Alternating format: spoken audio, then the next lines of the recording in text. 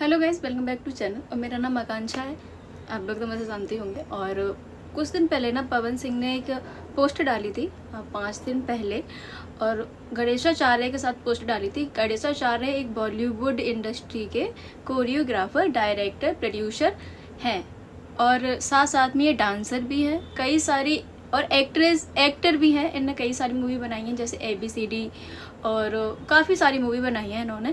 तो पवन सिंह ने इनके साथ मतलब फ़ोटो डाली है, तो इससे ये लगता है कि हो सकता हो बॉलीवुड इंडस्ट्री में पवन सिंह आ रहे हों या कुछ खास आने वाला है बॉलीवुड की तरफ से, क्योंकि थोड़ा सा भोजपुरी की साइड से पवन सिंह का कनेक्शन थोड़ा आउट हो गया है।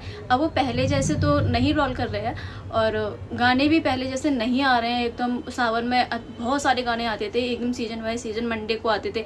अब वो गाने भी आने कम हो गए। और जैसे कि अभी स्त्री मूवी में इन्होंने एक गाना गाया था, तो ऐसा लगता है कि कुछ तो खास होने वाला है। अब देखते हैं क्या खास होगा, क्योंकि मैं इस अपडेट के बारे में आपको बता नहीं पाई थी, तो सोचा कि आज बता देती हूँ। बहुत सारे लोगों को पता होगा, जो पवन सिंह के फैन है उनको मालूम होगा।